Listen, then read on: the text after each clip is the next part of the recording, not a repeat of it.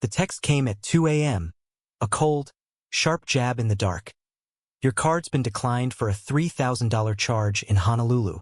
My heart stopped. I was in Chicago, staring at my phone, my fiancée Lisa's name glaring back from the credit card alert.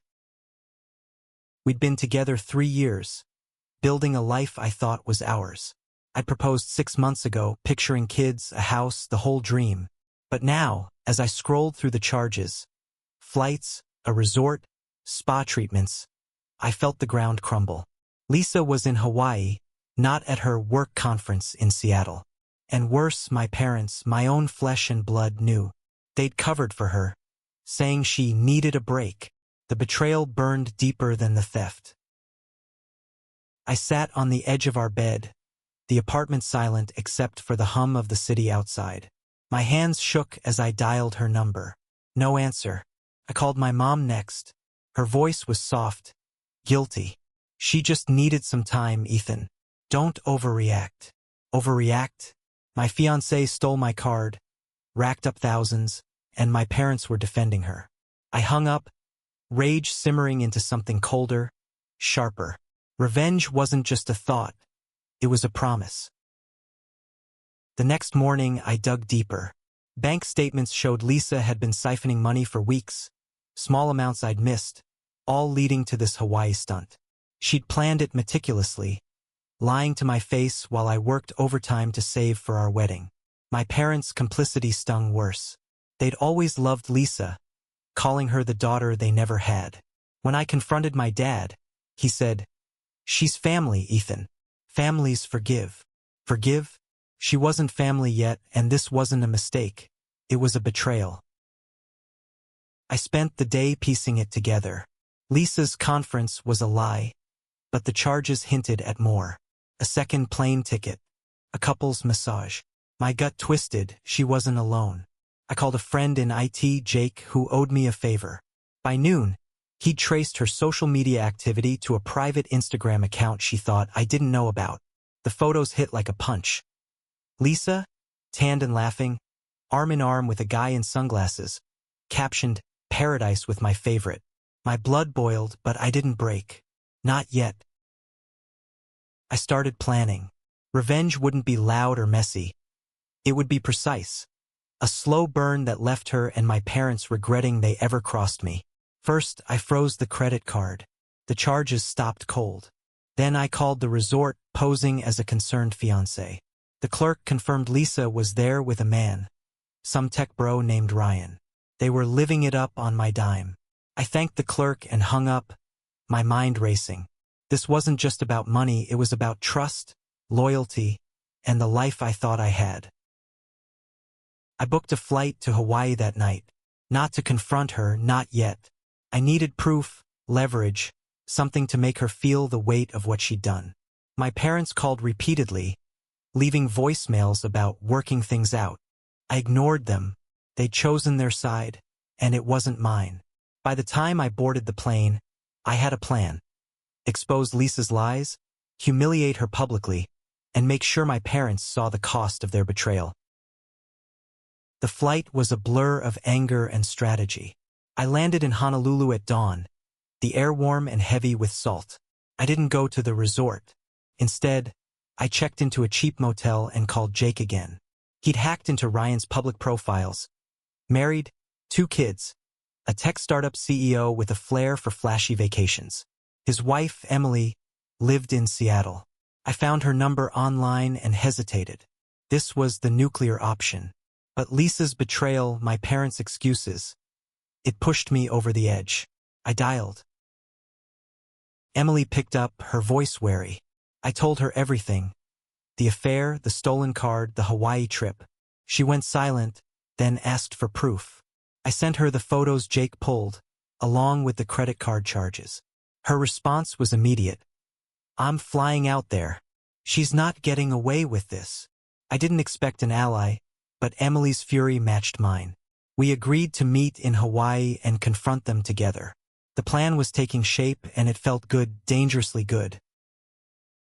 Emily arrived in Honolulu the next evening, her face a storm of resolve and pain. We met at a coffee shop near the beach. the kind of place Lisa would have mocked for being too basic. Emily was 35, sharp-eyed, with a lawyer's poise despite the tremble in her hands. She showed me texts from Ryan, claiming he was at a business retreat. The lies were eerily similar to Lisa's. We bonded over our shared betrayal, two strangers united by the people who'd shattered our trust. We planned the confrontation carefully. Emily had a friend at the resort, a bartender who'd seen Lisa and Ryan together. He agreed to tip us off when they were at the hotel's beachfront restaurant, a public spot, perfect for maximum impact. I spent the day gathering more evidence. Jake sent me screenshots of Lisa's texts to Ryan, intercepted from her cloud account. They were brazen, laughing about Ethan's card footing the bill. My stomach churned, but I channeled it into focus. This wasn't just about me anymore. Emily deserved justice too. That night, we staked out the restaurant from a distance. The place was packed, fairy lights twinkling over tables filled with tourists. Lisa and Ryan sat near the edge, her hand on his arm, both of them laughing like they owned the world. I felt a pang, not sadness, but disgust. Emily's jaw tightened beside me. "That's my husband," she whispered, her voice breaking. I nodded, gripping the folder of evidence we'd compiled. Bank statements, screenshots, photos. It was time. We walked in, heads high, ignoring the curious glances. Lisa saw me first.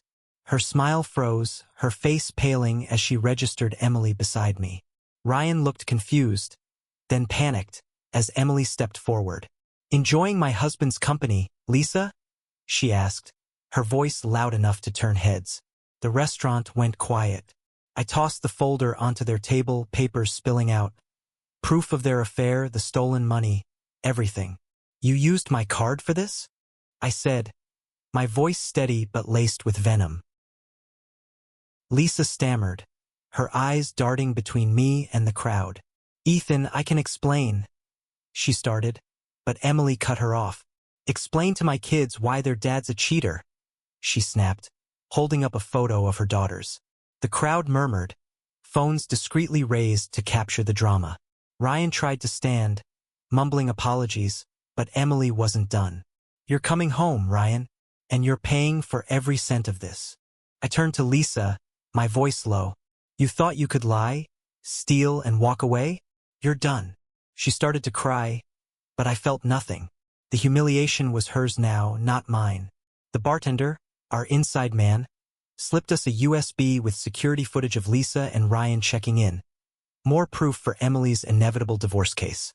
We left them there, Lisa sobbing, Ryan scrambling to save face, the crowd whispering as we walked out. Back at the motel, Emily and I debriefed. She was shaken but grateful.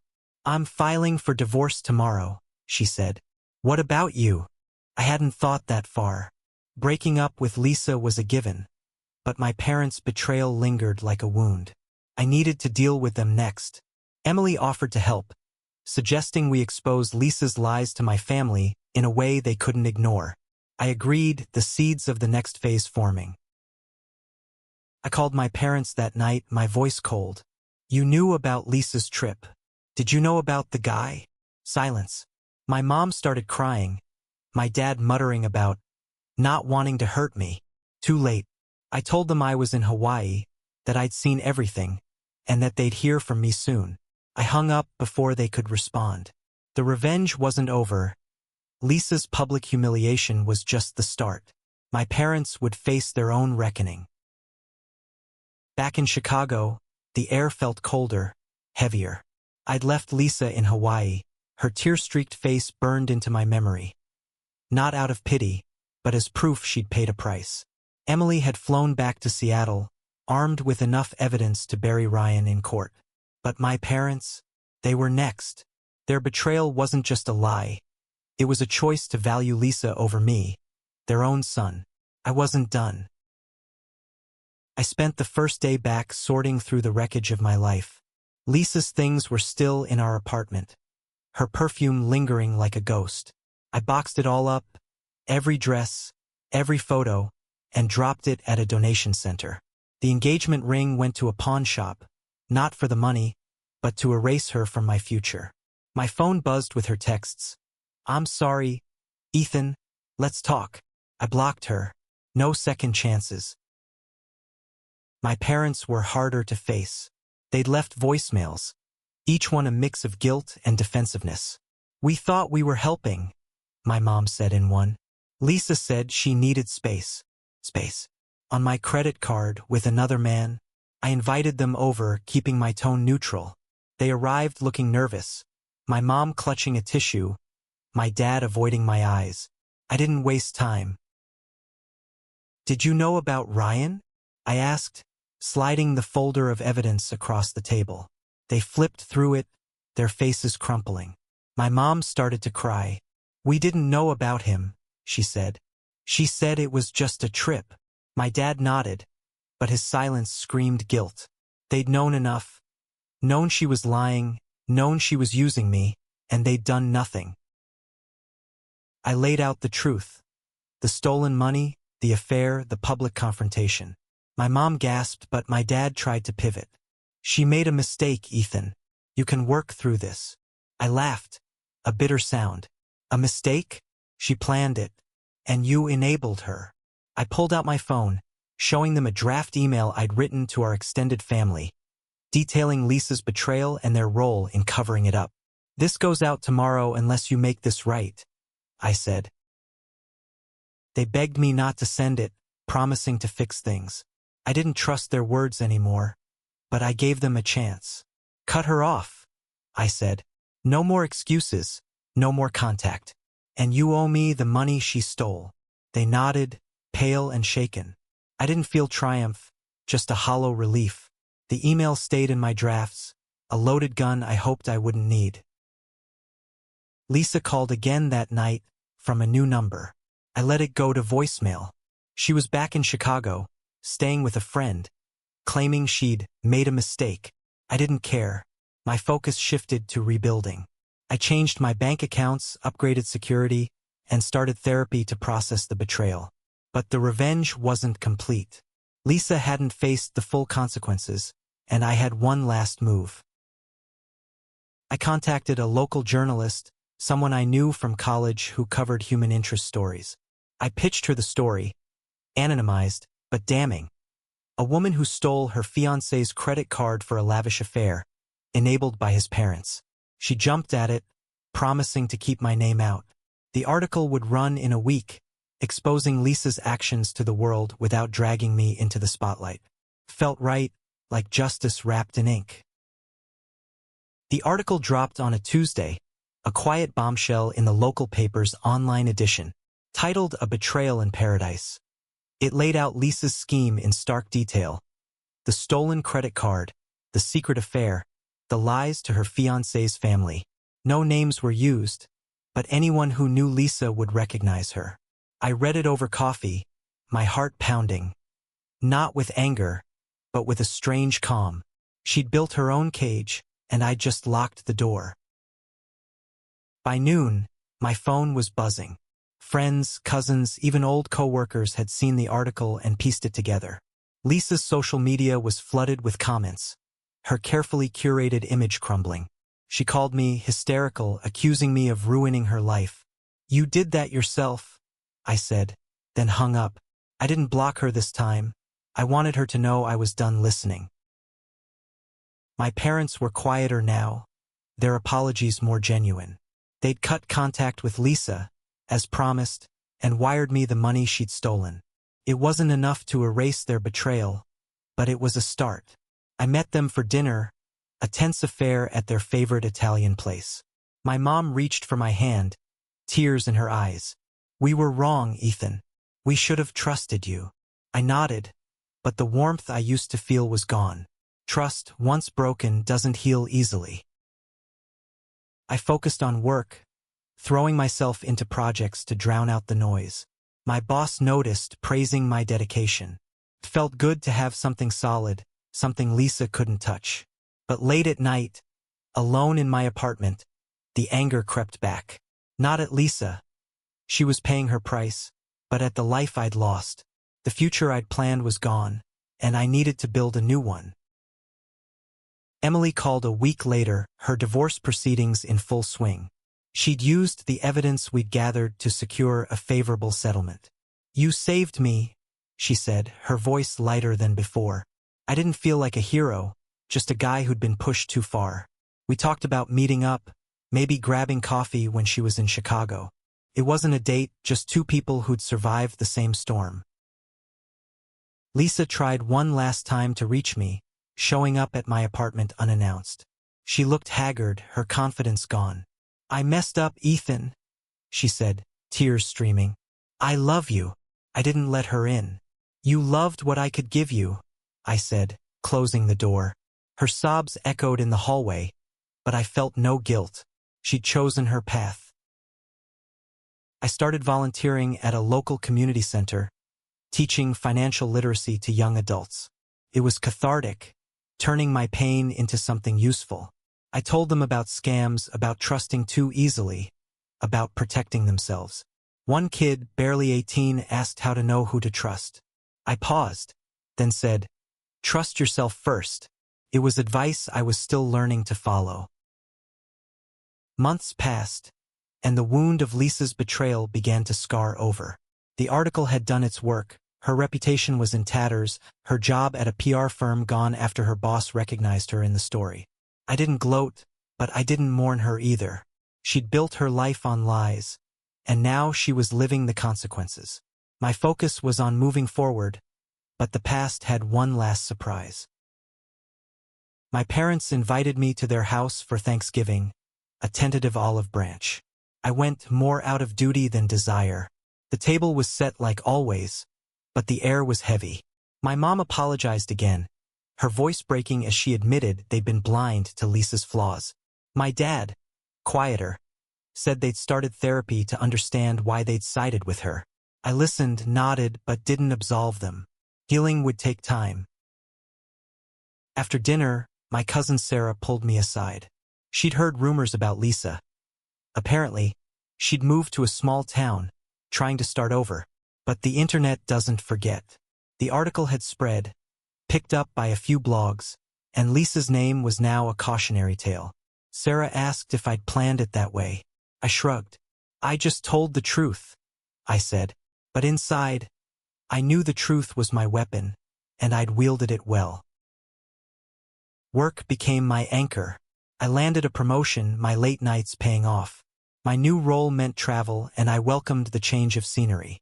In Seattle, I met Emily for that coffee we'd talked about. She was different now, stronger, freer. Her divorce was finalized, and she'd started a small consulting business. We laughed about the absurdity of our Hawaii showdown. Two strangers turned allies. "You ever think about revenge?" she asked. I smiled. "Only when it's deserved." Back home, I kept volunteering, finding purpose in helping others avoid the mistakes I'd made. One night, a woman at the community center caught my eye. Mia, 29, a teacher with a quick laugh and a no-nonsense attitude. We started talking, then grabbing coffee, then dinners. It wasn't love. Not yet. But it was honest, and that was enough. Lisa sent a letter a month later, handwritten, full of apologies and excuses. She claimed she'd changed, that she was in therapy, that she'd pay me back someday. I read it once, then burned it in my sink. The ashes felt like closure. I didn't need her promises. I needed my life back, and I was taking it one step at a time. My parents and I started talking more, small steps toward rebuilding. They'd stopped mentioning Lisa, respecting my boundaries. At Christmas, my mom gave me a photo album of my childhood, a reminder of who we'd been before this mess. I thanked her, and for the first time in months, I felt a flicker of the old warmth. Maybe we'd get there. Maybe. A year after Hawaii, I was a different man. The anger that once fueled me had dulled, replaced by a quiet strength. My apartment was mine again. No traces of Lisa left. Mia and I were dating now, taking it slow but steady. She knew about my past. Not the details, just enough to understand why I guarded my trust. She didn't push, and that made me trust her more. My parents and I were rebuilding slowly. They'd kept their promise, cutting Lisa out completely. My mom started calling just to talk, not to apologize, and my dad invited me to a baseball game, a tradition we'd abandoned years ago. It wasn't perfect, but it was progress. I didn't send that email to the family, but I kept it in my drafts, a reminder of how close we'd come to breaking. The community center became my refuge. I'd expanded the financial literacy program, partnering with a local bank to offer free workshops. One night, a teenager thanked me for helping her avoid a scam. "You're like a superhero," she said, half joking. I laughed, but it stuck with me. I wasn't a hero, but I was making a difference, turning my pain into something good. Emily emailed me an update. Her business was thriving, and she'd won full custody of her kids. She thanked me again, calling me her Hawaii partner in crime. I smiled, saving the email. We'd been strangers thrown together by betrayal, but we'd come out stronger. I wrote back, wishing her well, and meant it. Lisa's name popped up one last time, in a Google alert I'd forgotten to turn off. She'd been fired from another job, this time for ethical concerns. I didn't dig deeper, I didn't need to. Her life was her own now, and I wanted no part of it. I turned off the alert, closing that chapter for good. Mia and I took a trip that summer, not to Hawaii but to Colorado, hiking trails and talking about the future. She asked if I'd ever want to get married again. I thought about Lisa, about the ring I'd pawned, the dreams I'd buried. "Someday," I said, and she smiled, squeezing my hand. It wasn't a promise, but it was hope. At home, I found an old photo of my parents and me, taken at my college graduation. I'd avoided looking at it for months, but now I framed it, placing it on my desk. It wasn't forgiveness, not fully, but it was a start. Revenge had given me justice, but this moving forward, building something new, was my victory. 2 years later, I stood in a community center auditorium, giving a speech to a room full of young adults. The financial literacy program had grown, now serving hundreds across Chicago. I shared my story, not the raw details, but enough to show them how betrayal can teach you to protect yourself. The crowd applauded, and Mia, in the front row, gave me a proud nod. I'd found purpose, not in revenge, but in rebuilding. My parents were there too, sitting in the back. They'd become supporters of the program, donating time and money to make amends. We weren't the family we used to be, but we were something new, honest, flawed, trying. After the speech, my mom hugged me, whispering, "I'm so proud of you." My dad shook my hand, his grip firm. It wasn't perfect, but it was enough. Lisa was a ghost now, a name I hadn't heard in months. I'd heard she'd moved again, maybe overseas, chasing a fresh start. I didn't care. She'd taught me a lesson.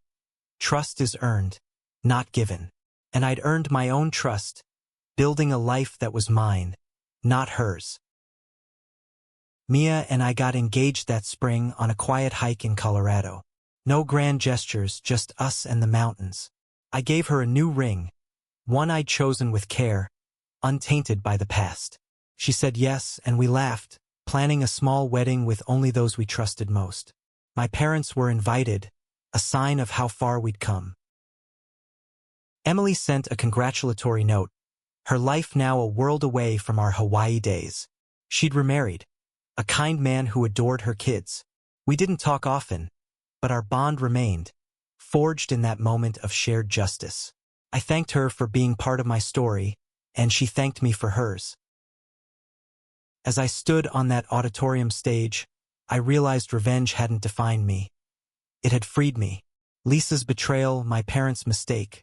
They were chapters, not the whole book. I'd written the rest myself with hard work, new love, and a family I was learning to trust again. The scars were there, but so was the strength. And that was my perfect revenge. Not just surviving, but thriving.